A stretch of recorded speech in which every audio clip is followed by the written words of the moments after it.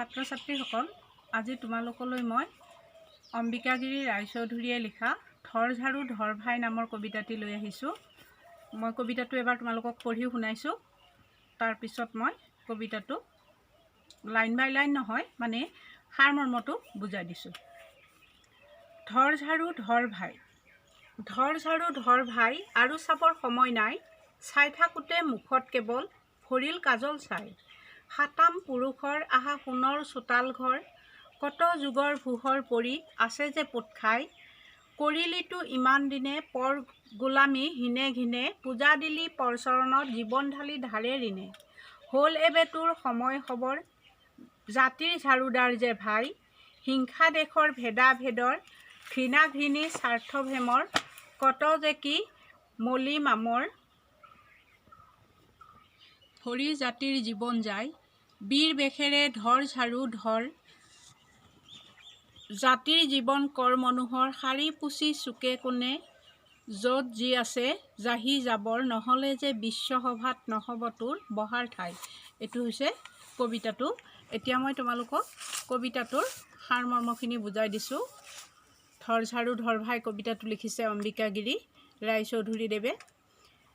বিপ্লৱী কবি অম্বিকাগিৰি ৰায়চৌধুৰীদেৱে ধৰ ঝাৰু ধৰ ভাই নামৰ কবিতাটিৰ জৰিয়তে অসমখনৰ শান্তি সমৃদ্ধি কামনা কৰিছে। ঝাৰুৰে আমি ঘৰ দুৱাৰ, চোতাল বাট আদি লেতেৰাবোৰ সাৰি পুচি চাফা কৰোঁ।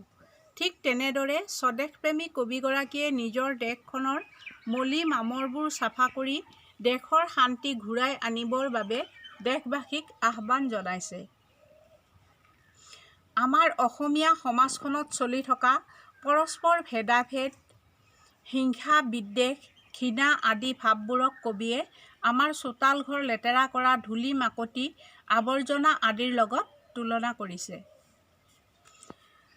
পৰাধীনতাৰ আবেষ্টনীৰ পৰা ওলাই আহিবলৈ হিংসা বিদ্বেষ স্বাৰ্থ ভেম আদি পৰিহাৰ কৰি অসমীয়া মানুহক মাৰ বান্ধি একগোট হৈ শত্ৰুৰ হাতৰ পৰা দেশখন ৰক্ষা কৰিবলৈ দেশ হিতৈষী সিংহ পুৰুষ জনাই কাতৰ অনুৰোধ জনাইছে। অসম কেশৰী অম্বিকাগিৰি ৰায়চৌধুৰীদেৱে হেৰুৱা স্বাধীনতা ঘূৰাই আনি বিশ্ব দৰবাৰত স্বদেশক আগবঢ়াই নিয়াৰ বাবে অহোপুৰুষাৰ্থ কৰিছে। তেখেতে নানা ঘাত প্ৰতিঘাত সহ্য কৰি দেশ ৰক্ষাৰ আন্দোলন কৰি সশ্ৰম কাৰাবাস খাটিছিল। কাৰাবাসত থকা সময়ত তেওঁক ঝাৰুৰে পায়খানা চাফা কৰিবলৈ দিয়া হৈছিল। ধৰ ঝাৰু ধৰ ভাই নামৰ কবিতাটিৰ মাজেৰে কবিৰ স্বদেশ প্ৰেমৰ সুন্দৰ প্ৰকাশ ঘটিছে। এইখিনিয়ে, তোমালোকে ভিডিঅ'টো ভালদৰে চাই ল'বা আৰু দৰকাৰ হ'লে লিখিও ল'বা। আটাইৰে ভাল কামনা কৰিলোঁ। ভালে থাকা।